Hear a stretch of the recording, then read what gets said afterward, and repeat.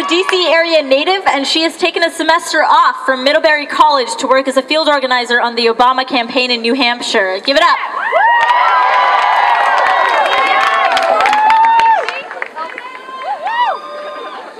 Hello, and welcome to my hometown.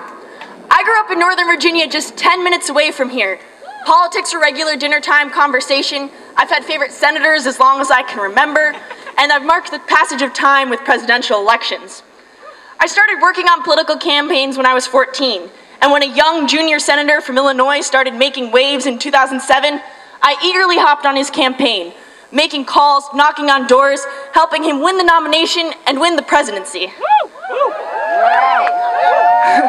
Around this time, I became increasingly aware of the environmental inequalities that plague this city. As I wondered why the Anacostia River was so polluted while the Potomac River had been cleaned. As I wondered why I had grown up exploring pools and rivers in the area while the custodian in my dad's office had never learned to swim.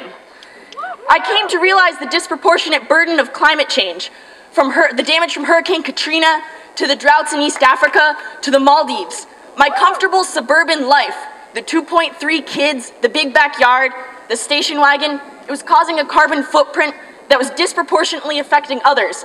Others were paying the price for my life. I attended KXL rallies like this one, believing that Obama would make the right decision with just a little more time, with just an extra push. I knew a President Romney wouldn't think twice before approving the KXL pipeline. I believed that with another chance, President Obama would make the right decision. I believed he would make this the moment when the rise of our oceans began to slow and our planet began to heal. So in 2012, I took a semester off from college and moved to Derry, New Hampshire.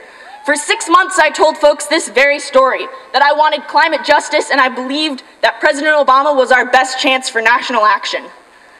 I worked long hours 7 days a week, making calls, knocking on doors, and building teams of people who believed and would do anything to keep the White House in responsible hands.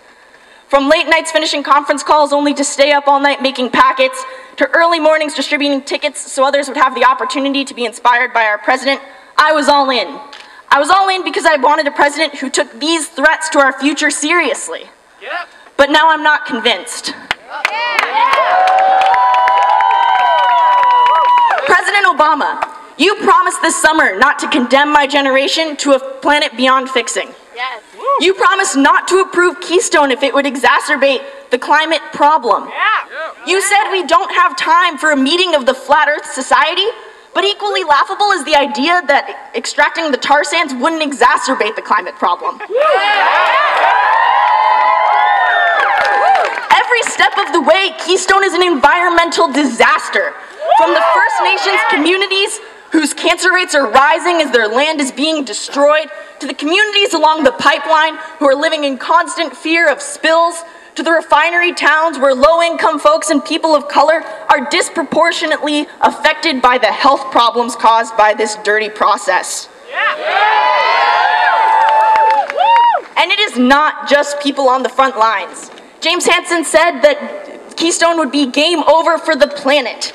To me, this sounds like an awful lot of reasons why Keystone would exacerbate the climate problem. President Obama, we ask you to listen to the people power that propelled you into office in 2008 and again in 2012. To the youth who knocked on doors, who made phone calls, who organized their communities and showed up to the polls in record numbers because you were the change we could believe in. Because we had hope. Because you were moving us forward. Forward to a world where we were leaving behind the dirty energies of the past to say, yes, we can, to justice and opportunity. Yes, we can, to opportunity and prosperity. Yes, we can heal this nation. Yes, we can repair this world. Yes, we can stop the pipeline.